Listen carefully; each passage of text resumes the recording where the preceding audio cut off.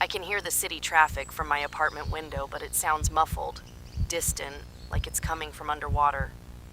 It's been 3 weeks since I escaped the park, and I still can't shake the feeling that none of this is real, that I'm still there, trapped in that loop.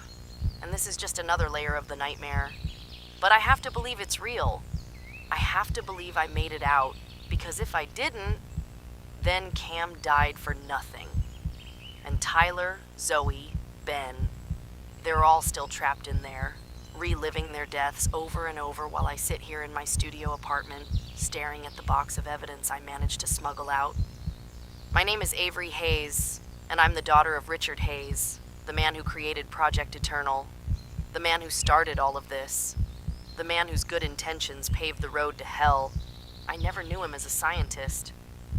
Growing up, he was just Dad, the guy who made pancakes on Sunday mornings and taught me to identify constellations. He'd take me camping sometimes, usually to the same spot, a beautiful clearing beside a lake surrounded by mountains. He said it was his thinking place, where he went to solve problems. I realize now he was scouting locations for the dump site. The morning I decided to go camping with Cam, I'd been having the dreams again. Mom's face, pale and thin from the treatments that weren't working. The way Dad's hands shook when he held her medical reports. I needed to get away, to clear my head before finals. And something about that old camping spot kept pulling at me. Cam, being Cam, insisted on coming along. "You're not dealing with this alone," he'd said, and I was too tired to argue.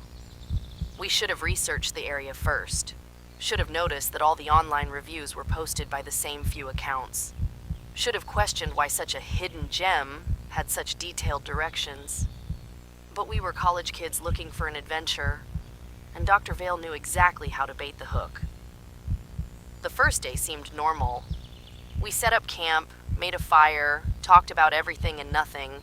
Cam kept trying to get me to open up about why I'd been so withdrawn lately, but I wasn't ready to explain about the nightmares, about the way certain medical equipment made my skin crawl, about the fear that whatever had taken Mom might be lurking in my genes too. That night, I heard voices.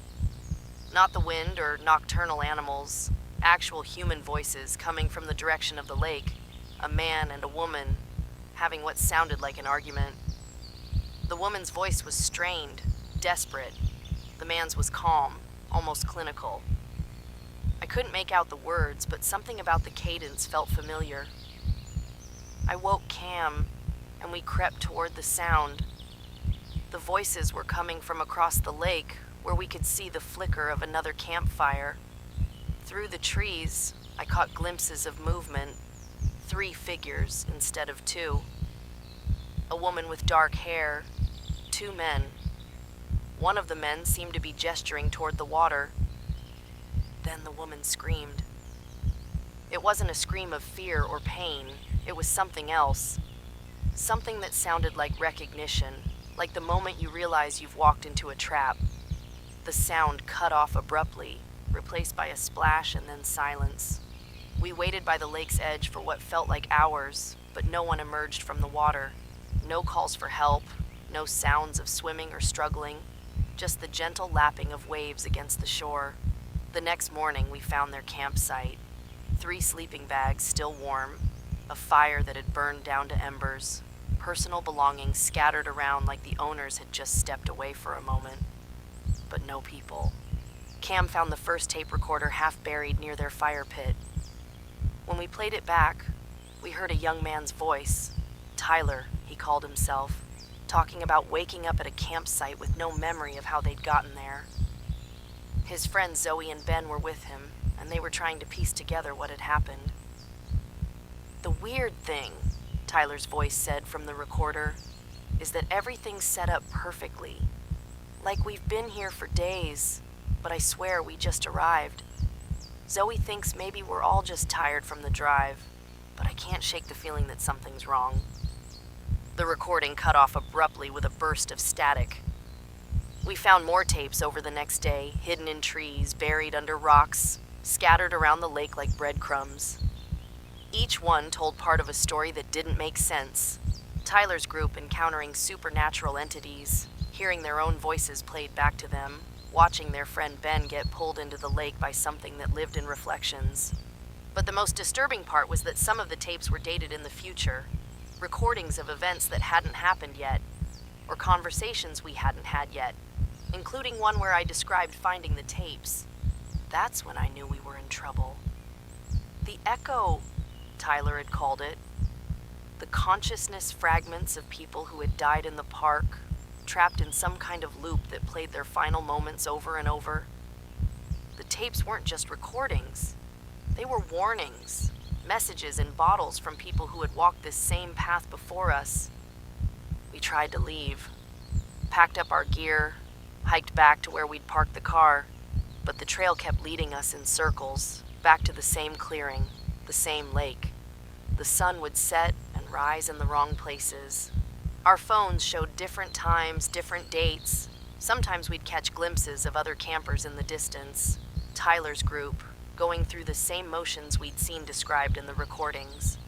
On the third day, we met Dr. Vale. He appeared at our campsite that morning, a disheveled man in a torn lab coat, carrying a medical bag that looked like it had been through a war. Half of his face was covered in surgical scars, and his eyes didn't quite track together, like he was seeing two different versions of reality. "You're not supposed to be here," he said, and his voice was wrong, layered, like two people speaking slightly out of sync. The reviews were meant for others, specific others.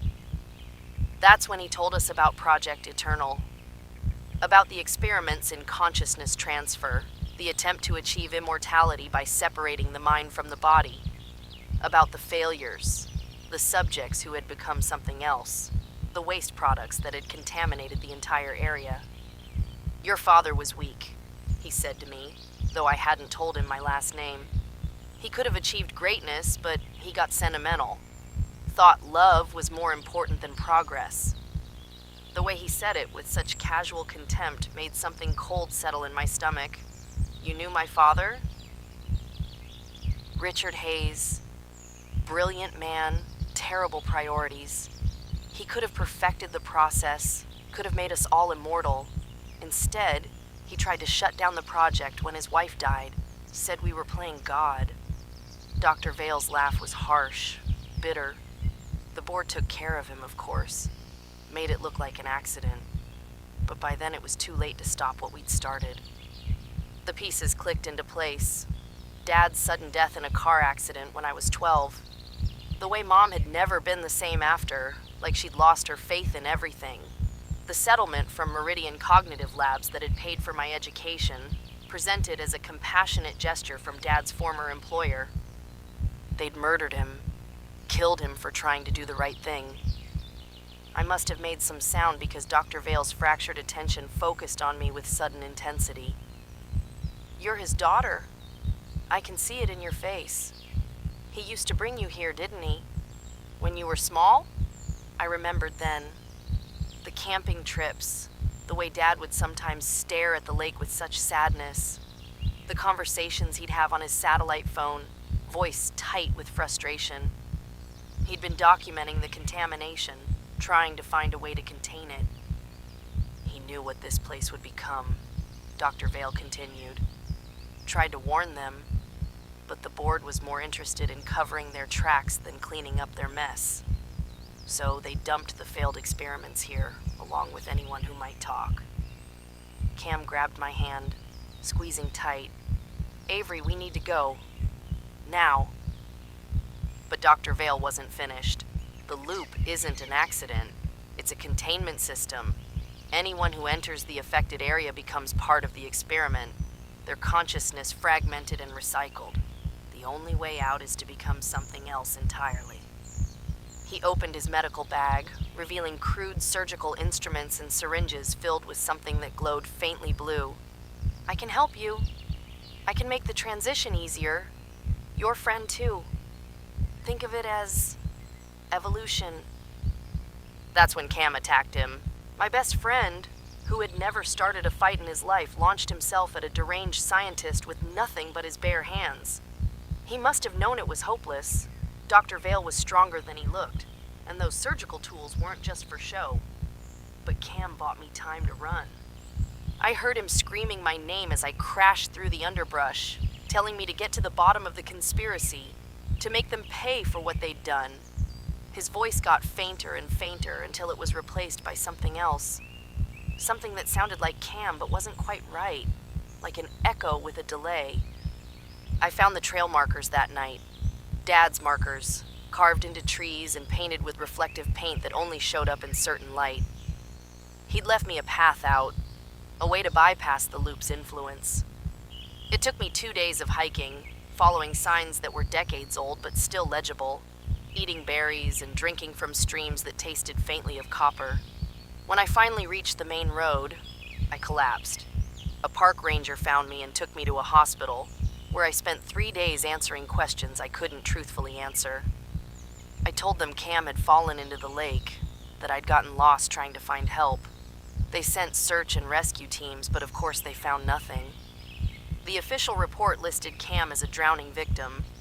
Case closed. But I kept the evidence. The tape recordings, the medical equipment I'd grabbed from Dr. Vale's bag, the documents I'd found in Dad's old jacket, notes about Project Eternal, correspondence with Meridian Cognitive Labs, proof that he'd been trying to stop them. I've been building a case for 3 weeks now, researching Meridian's current board members, tracing the corporate structure, documenting the pattern of accidents that had befallen anyone who'd spoken out against the project. The company still exists, still operates under different names, still profits from Dad's research while denying any responsibility for the consequences. Tonight, I'm going public. I've already contacted journalists, uploaded copies of everything to secure servers, sent packages to law enforcement agencies. By morning, the world will know what Meridian Cognitive Labs did to those people, what they did to my father, what they're still doing to anyone who gets too close to the truth. I know they'll try to discredit me. Call me a grieving daughter, a traumatized survivor, someone who's constructed an elaborate fantasy to cope with loss. They'll point out that I have no proof of the supernatural elements, that consciousness transfer is science fiction, that the loop is impossible. But I have the tapes. I have Tyler's voice describing things that happened exactly as I witnessed them. I have Zoe's observations about the entities in the park, Ben's logical breakdown as reality failed him. I have evidence of the corporate conspiracy, of the cover-up, of the chain of murders that started with my father and continues today. Most importantly, I have Cam's final wish. He asked me to get to the bottom of this, to make them pay. And I will. The hardest part is knowing that I can't save the others. Tyler, Zoe, Ben, they're still trapped in that loop, still dying and returning, still hoping for rescue that will never come. Dr. Vale is still out there, still hunting, still experimenting on anyone unlucky enough to follow his fake reviews. But maybe, if I can destroy Meridian Cognitive Labs, if I can expose the truth about Project Eternal, maybe I can prevent it from happening to others. Maybe I can turn Dad's thinking place back into what it was supposed to be. Just a beautiful spot by a lake where people can camp without fear. I'm not naive. I know that going public makes me a target. There are people who will do anything to keep this secret, who see me as just another problem to be solved. But I have something they don't expect. I've been to the other side. I've seen what happens when consciousness fragments, when identity becomes fluid, when the line between life and death blurs. I'm not afraid of them anymore. I'm afraid for them. Because if there's one thing I learned in that park, it's that some forms of immortality are worse than death. And Project Eternal isn't about achieving everlasting life. It's about creating everlasting suffering. The press conference is in an hour. I've prepared a statement, organized the evidence, practiced my delivery. I know they'll ask about Cam, about the supernatural elements, about whether I'm mentally stable. I'll tell them the truth as much as I can and let the evidence speak for itself. But first, I need to listen to one more tape. The last one I found, hidden in the trunk of Dad's car. The one I haven't been able to bring myself to play. The label is in his handwriting, for Avery, when she's ready to understand. I'm not ready. I don't think I'll ever be ready. But Cam is counting on me. Tyler and Zoe and Ben are counting on me. And all the future victims who don't know they're walking into a trap are counting on me. The tape clicks into the player, and Dad's voice fills the room. Hello, sweetheart.